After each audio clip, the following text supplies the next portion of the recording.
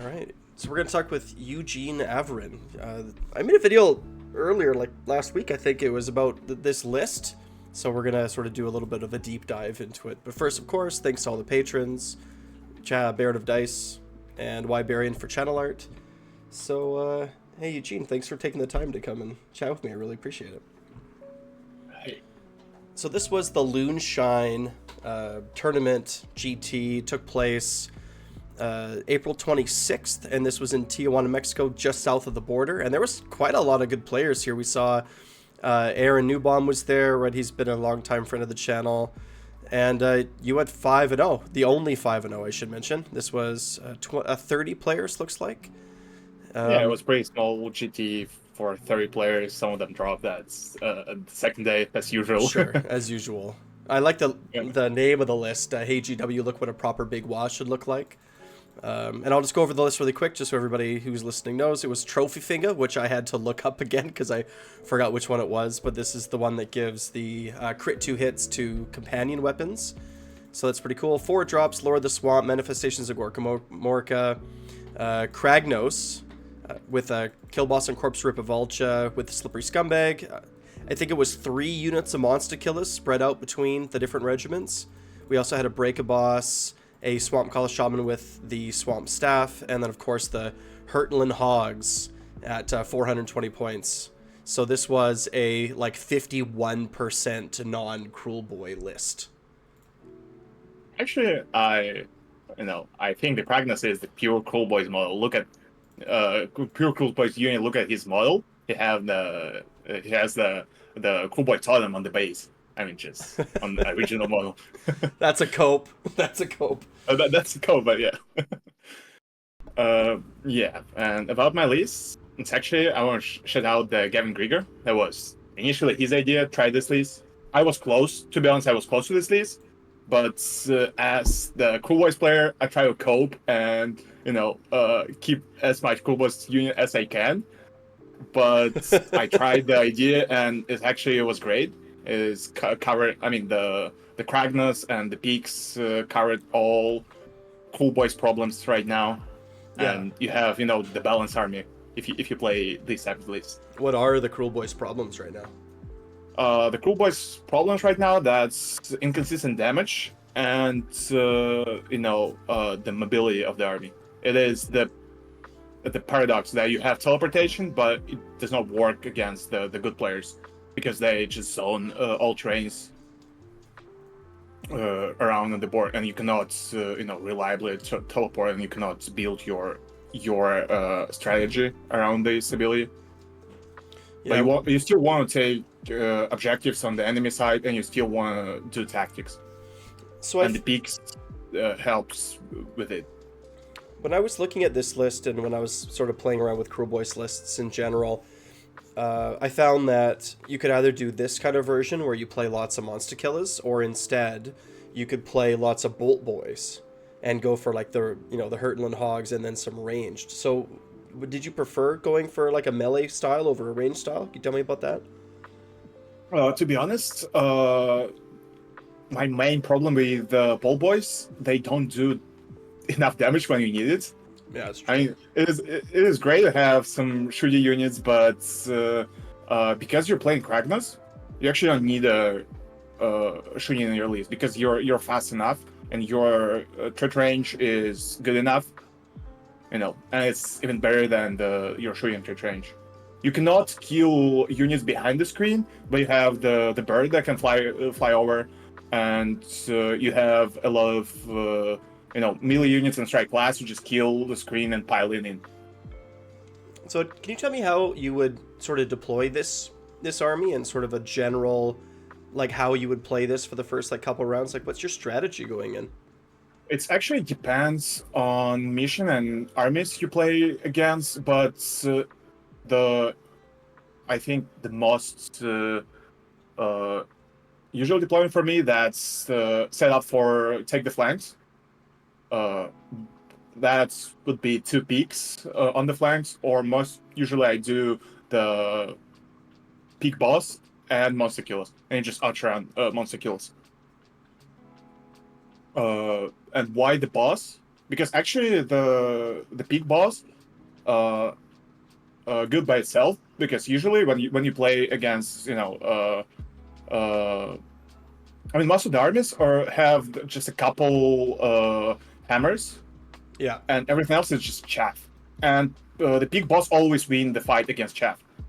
And you place the big boss on the flank, take the flank, take the flanks, and after that you just clean the side. And your opponent should, either should just forget about this peak and about this flank, or send the hammer, and you can overextend your opponent army. I think the key to play these lists is force your opponent to overextend and kill his army piece by piece. Sure, because that You don't means you don't want to fight in the middle.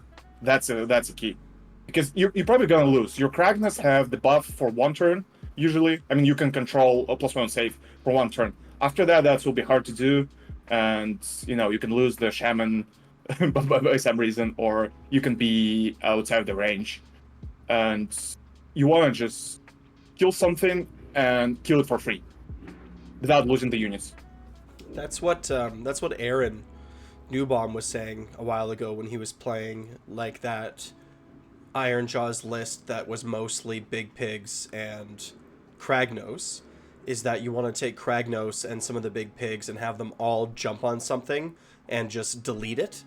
And then from there you sort of just win this game where you are moving around like this destruction little trio of units, and you're just picking your opponent off piece by piece while trying to also pull them to other sides of the map as well. Is this style something similar? Yes, it is similar. I think that's probably the same type of style. Just the reminder that Aaron Newbaum from my community, I mean the SoCal community, and they kind of adopt the style of each other. I like how Aaron plays, and it kind of reminds me the list that he used on the LBO. And this is pretty similar. And why this is similar? Because the Kragnos. Your main advantage when you use Kragnos, your speed. And Kragnos, even with 18 wounds, prop save 5 upward, even with +1 to save, is still pretty fragile model that dies to any good hammer in these games. Yeah. In this game, like the moral wounds, you just die to moral wounds or something like that. It's sort of been my sorry, continue, go ahead. Yeah, and the problem of this list, if you lose Kragnos early, and if you didn't trade the Kragnos for, let's say, for half of your opponent army, you're probably gonna lose. Yep. And you're actually the key strategy: kill everything that can score, and you prioritize the scoring models above the hammers, because if fast enough you can ignore hammers in most situations, but you need to set up the board for scoring objectives and tactics, and you want to make sure that your opponent cannot deny you. That's why you overextend, kill different pieces, and kill maybe one hammer. You don't care about the other hammers because they cannot just kill all of your monsters on the board and all of your monster kills. It sounds like you're playing really like control for space. Yes, and this list is actually pretty good on 6 objectives, and to be honest, I don't like to fight on objective in the middle, because it's kind of hard to kill enough on these missions to to protect your Kragnos and your monster killers, because usually you're just stuck in the middle, a lot of units stuck in the middle, and you lose the grindy fights. Yeah, because you don't have a lot of staying power. This list doesn't have any real anvils. You're not even playing any gut rippers at all, right? So you have to be fast, you have to trade, you have to control space. Everything, it's scary. Like the 2 big pigs and even a Breaka-boss, like a 3d6 charge Breaka-boss is scary. And also too, your trophy finger is also giving like the Breaka-boss's 2 big clubs crit 2 hits, right? So when you're swinging with 10 dice, it can be like pretty scary. Yeah, actually, let's talk about the Breaka-boss. Yeah, please do. It's to everyone's be favorite honest, model. Yeah. In all of my games, you should consider Breaka-boss as once per game 20 damage. You just Right. send Breaka-boss, do damage, die. And you And it's just you kind of trade him, right? Like yeah, so he you can trade him. die. Yeah. It's kind of the difference between leaves without the Breaka-boss. Kruleboyz don't have enough damage to finish the units. Even the Kragnos and Bird usually cannot kill the whole units, the 30 wounds units or something like that, because you have a quality of damage, but you don't have enough quantity of damage. And Breaka-boss can solve this. And Rend minus Rend is pretty good. Yeah. And that's the reason why I put the birds in the Kragnos regiment, not the Breaka-boss. Because he is once per game, you don't want to spend your prize beast on the Breaka-boss, because he probably gonna die after activation. And when you activate the Breaka-boss, you already know that you're going to allow to attack him. So is that what you would do? You would go prized beast on the kill boss? Yes, on the Killaboss, because the difference is Killaboss, a good standalone unit. Yes. You don't need to set up anything for Killaboss. You can send Killaboss to the flank, kill some chaff. You have retreat thing. The Killaboss, survives much longer than the Breaka-boss. That's why. For sure. And usually you want to allow defense on Killaboss, but you still want to have damage potential on the Killaboss. Right, and then all out attack is going for the Breaka-boss. Yes. Yeah, that's pretty cool. Yeah, so the Killaboss with Kragnos does an average of 5 mortal wounds on the charge. I'm sure that combo is on purpose, but is there any other little sneaky tricks or tactics that you used with the Killaboss in Kragnos? The sneaky tactics, actually, it just allows you to take take the flank, not the tactic, but just clean the flank of your opponent, because you can send your Killaboss far enough. By Kragnos initial 36 charge, and after that, Killaboss just start killing. Is the fighty enough, and his 4-up save with 14 wounds is pretty good. Pretty good. To survive all chaff and all support units, he can just grind. And when your opponent sends some hammers, you still have free up retreat. Yep. And it's always the trade-off for your opponent. Just on free up, just lose the whole combat, because you cannot do anything. Just because the bird retreats and you lose charge. Your unit is far from your other army, and it's kind of overextends you. Yeah, and then you can just turn around and send the kill boss right back in, impact mortals, and now it's your turn. You're fighting first. Like, he's a great model. Yeah, sometimes I don't even bother to charge back. I just run. I just leave them. Yes, because they lose their movement potential. They too far. We just don't care about them at least one turn. Right. Yeah, the kill boss swoops back into Kragnos range and 3d6 charges somewhere else. Yes. Because he can swing across the board. I mean, his movement speed is 12 if I'm remembering correctly, and then with an average of a 10-inch charge, that's 22 inches moving across the board. Like, that's a significant swing, and that's flying movement too, right? So that's pretty good. Yes, and the big thing about the Killaboss, I think at least in the half of my games, my Killaboss survive in a couple of wounds, retreat, and just start rallying. Right. And your opponent cannot ignore this guy. He must send something to kill him. Otherwise, he just do my late tactics, late objectives. Yep. And that's how I always felt. So tell me what you think about this, okay? But I always felt you're right when you say that you can't send Kragnos in early. But I've always felt that Kragnos is best turn 3, turn 4 to finally get into the fight, because then everything else has been like lots of the Breaka-boss has already gone in and thinned out enemy units. The hammers have been committed to different parts of the board, and then Kragnos can go in turn 3, turn 4 and start clearing out what's left. Is that sort of how you're using him in this list as well? It's actually, this is a super reactive. It depends how your opponent plays. If your opponent plays Cagey, yes, probably you're send Kragnos turn 3, 4. But usually, well, the opponents, uh, your opponents usually underestimate your list and they just charge in, and you can do a Kragnos charge round 2 for sure, because you already control the combat because of the fight last. Right. Yes. And you have enough screen. The monster kills are good screen. I use the tower as my screen sometimes. That's actually pretty good. Right. So I was going to ask you about the Scaregob totem. So you put it, when you deploy it, you're deploying it aggressively up the board?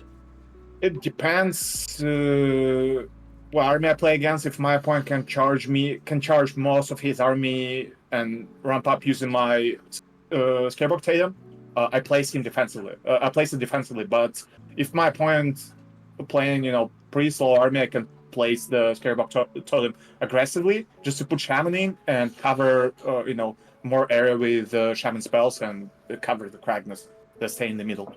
How was the Scaregob totem? Like, was it useful? In a couple of games, yes, but because of the teleportation thing, sometimes you want to take objective reliably, and sometimes you're able to do that because your opponent just, move all of his units into your army just to keep fighting, and opens the home objectives. And in these situations, you want to have Scaregob totem. But I actually see this terrain as extra 10 wounds for your wizard right now. Sure. Okay. You just put the guy inside, and you don't care about any attacks that's going in. And usually nobody will charge your totem just to kill your totem, because it probably means that your opponent lose the unit that charged the terrain. Yes.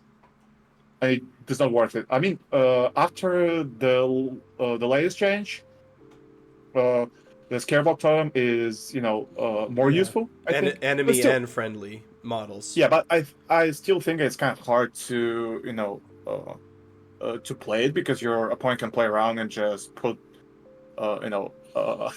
half of the model outside the range, and you're not wholly. I mean, in this you're not wholly within of the totem range. But like you said, if you can place it, it really depends on the army that you're fighting against.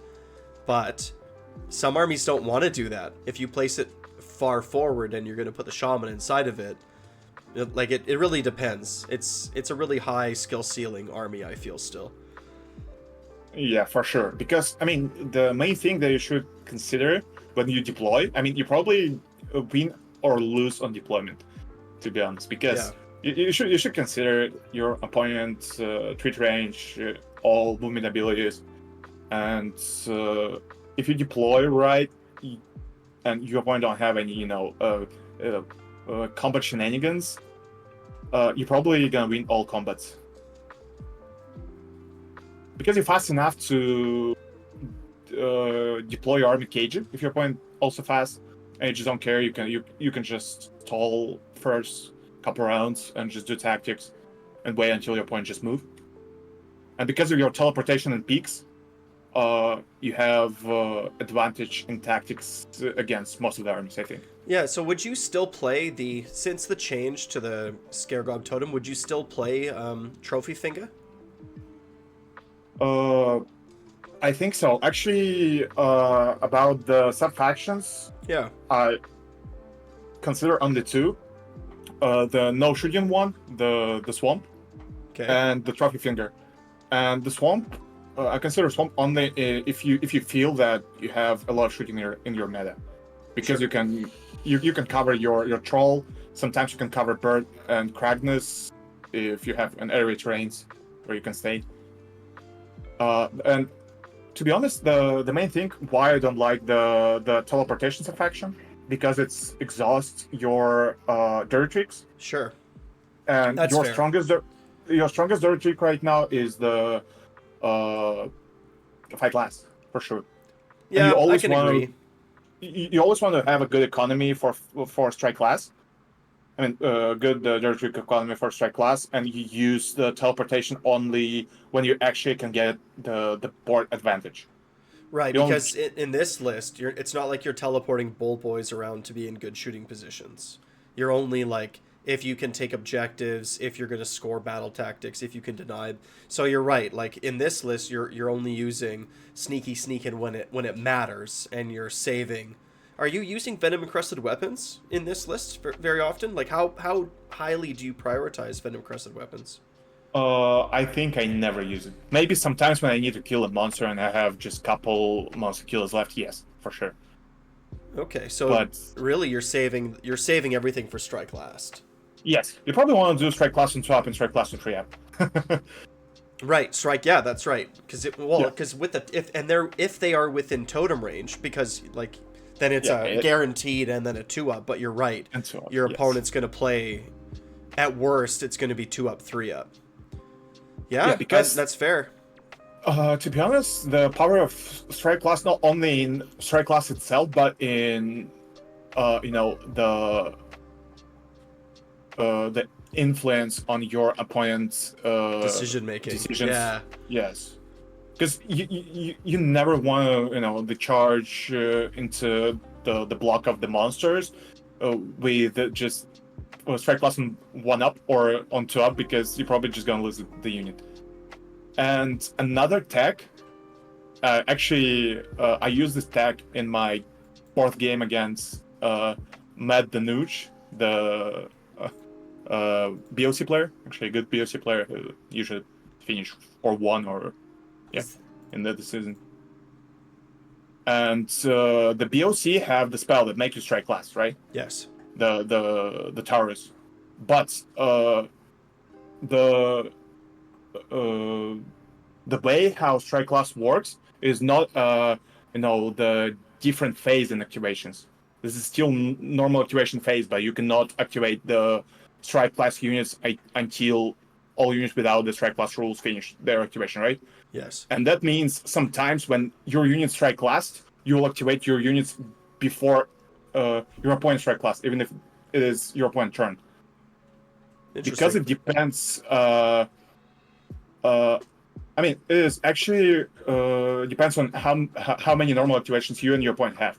In my situation, Matt charge my Kragnos by Bulgors and the Taurus, and make my Kragnos strike class, and I also make his Bull strike class. That means when we start activating, his first normal activation was Bulls, and in my activation there was no units with no strike class, without strike class left, and that means activate my Kragnos before his Bulls, because the strike class does not reset the queue of activations. Right, it's that you have to choose them last. Yes, that means I cannot choose them before all normal activations finished. But because of that, even if the Matt's turn, I activate my Kragnos before his Bulls. What spells were you casting and prioritizing with the Swamp Kala Shaman? I'm curious how the manifestations of Gorkamorka played. The Gork Hat is the best spell. Gork Aurora, the best spell in the Kruleboyz spell lore. Yeah. Because the plus 2 cast. It's pretty strong. Yeah. And the top 2, it's probably +1 save to Kragnos. You just always want to cast +1 save to Kragnos. And how about the rest of it? Yeah, tell me more. Yeah, the rest of it, -1 attack. Usually, because your army is so fast, you're too far to cast this spell on actual units, because you charge. You charge unit that much further of 12-inch range. I thought it was a longer range. I believe it's 12, or just within 12. Yeah, okay, that could be the case. I think that they changed. It used to be wholly within 18. It was I think wholly within 18. Yes, it used to be wholly within 18, but with new book, it's probably just within 12. But it's still, you cast the spell only if you're stuck in the middle, something like that, and your opponent in the tower range, because your shaman sits inside of the tower. And the third spell that I like, if we're talking about the spells, is the top 3 spell. That's the the Pete spell, the endless spell Yeah, the that black- that Okay. disable run abilities. It actually helps a lot because it just disable redeploy, Yeah. and it helps against a lot of matchups. Corn, melee KO. Just sometimes you just want to make reliable charges, and you don't want the unit that you're going to charge redeploy on 6. That's actually pretty helpful. And the next spell, of course, that's Foot of Gork, in my opinion, because it is kind of helps, but because of it's on top D3, it is not reliable, and you want to prioritize other spells on top of this spell. But luckily, you don't need to cast all previous spells, and you have room to cast the Foot of Gork. Sure. If Because everything else is out, after you cast Gork Aurora, you have only one mandatory spell that you always cast that's post-mortem save, and you have one more spell that you can choose to cast, and it is usually no run ability spell or the foot. It's pretty cool. And then with 3 units of monster killers, I mean, they're so cheap for what they do. They're so effective. Like, I have 4 units of monster killers painted on my shelf right now, but I'm glad to see, like, they're definitely, in my opinion, much better point for point than Gut Rippers are right now. Yeah, I think the monster killers are one of the best units in the game right now. I think so too.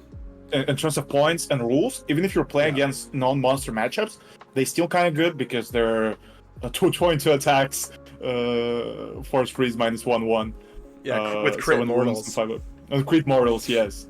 But they're actually OP if you play against builds with any monsters. Yeah. I mean, strike last and no rampage. Like, they have both of those rules. Right? Like, if they had one of those, they would still be really strong for 120 points. Yes, but another thing about their rules, you cannot lose an ability to make the monster strike class. I mean, you can lose the ability to disable monster rampage, but you always have strike class. I actually had a game against Corn, not in this tournament, but just a random tournament, and the Bloodthirster charged monster killers. It was some like 4 wounds on the Bloodthirster already, but he charged monster killers and just died. Right. Yeah. Because they still damage, make him strike class, disable monster rampages. They just don't care. They randomly can kill any monster in the game, I think. Well, because they also get like against monsters, they even have 2 red. Extra red. Yes. Yeah, 21 dice or 22 dice, like you said. Yeah, 4s and 3s, 2 rend, 1 damage. Yeah, it's pretty strong. Yeah, but in the Kragnos and the Pixleys, I actually usually not finding by the monster killers because I use them for tactics and block control. Absolutely. For sure. You either cover your monsters by monster killers range to make sure that you can strike last there's other so monsters. Much strike last. Yes, I actually have up to 5 strike class per turn. Well, if you play against 3 monsters or more. Yeah, dirty. Well, you have the dirty trick, and you also have the gouger. You have the gouger and 3 monster kills. Yeah, that's potential 5 strike class. Yeah, that's scary, right? Like, that's a lot. Like, I mean, 5, whatever, but like, you're probably not going to have that. But it's not unreasonable that 2 things come charging in, and then you say, okay, well, that has strike last because it's a monster on your turn, and this has strike last because of my dirty trick on your turn. And like, everything's gonna pile in and just destroy them.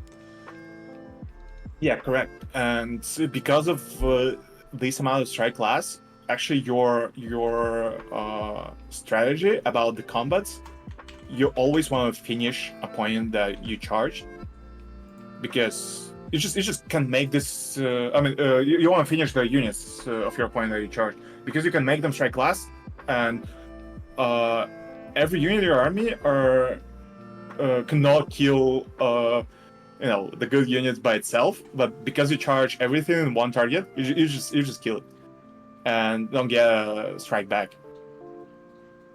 And even if your opponent charges you, you're usually attacked before because of strike class. Yeah, it's great. Like while I am sad that the best Kruleboyz lists right now play Kragnos and probably also play to Hurtland Hogs. Like we were looking at lists just the other day, and it was Kruleboyz. If you wanted to play a Kruleboyz list that did okay, like 3 and 2 or better, it was Kragnos and Pigs. And if you didn't play Kragnos and Pigs, you were like in a 1 and 4 sort of range for wins. So it is nice to see some Kruleboyz players representing and doing well. Because I mean, I love the army. Like, it sounds like you care like the army, right? Yeah, I love this army. I started collecting Kruleboyz since the Kruleboyz release. Actually, Yeah, that was my second Dominion army box, after yeah. Kids. Yes, and I actually had a lot of expectations when the Kruleboyz released, and that was so fucking bad. I actually So played bad. the first year of the Kruleboyz since the release, and I played some 18 or 21 Ballboys. Yep, that was the list. That Yep. was the least, but it's kind of the same problem. I mean, it's kind of a little bit different flavor, but the same problem. The Kruleboyz are unreliable, Yep. and the biggest lose for Kruleboyz after the book release was damage 2, in my opinion. Yep. Well, It still was unreliable, but the Kruleboyz are not a grindy army. You can grind for 1 turn or 2 turns because of the safe stacking and once per game fire board. But if you don't kill after you activate your fire board, if you don't kill enough, you're probably gonna lose. and we don't have the consistent damage like you were saying. Yes, but you don't have a consistent damage. My problem with Kruleboyz, before I started playing the Kragnos and the Picklist, was even before the book, when I had an access to damage 2, that when you need the damage 2, you just lose to April. So we were discussing this a little bit earlier, but I know that this summer with the new GHB that they're going to rewrite 1 war scroll from every faction. Which war scroll would you like to see rewritten and why? The war scroll wise, I think the Sludge piece, because to be honest, I don't see any role that you can use this war scroll right now. I mean, I don't see the role of this war scroll. Yeah, the D3 moral wounds is great, but you pay a lot for this guy. He's not as good as the bird if we're talking about the fast monster that do some stuff, and this buff is not worth it to take it. I think this guy need a rewrite. Yeah, I saw the discussion actually, and about the Nash 2 boss. I think the Nash 2 boss should be just cheaper, and maybe Nash 2 boss should be able to take another Nash 2 boss. It should be, kind of, secondary hero keyword for these guys. But yeah, I think you're right with the Sludge Raker either has to give some kind of damage buff or some kind of mobility buff or something that's actually useful. Right now, he's like a tar pit unit in an army that has no other tar pit tools. It's not very well written. Yeah, actually, your best torpid tool right now is the Breaka-boss, and in my opinion, the Nash 2 boss should be compared to the big pigs. It's units that do the moderate amount of damage, but win the grindy fights with the chaff units. Sure, that makes sense. And if this guy will be some 140. That will be just great, because you just take 2. Also, the problem for them is the keywords. You actually won't take this guy as a secondary hero just to, keep your room for other heroes. Yeah, with the way that lists are being written right now.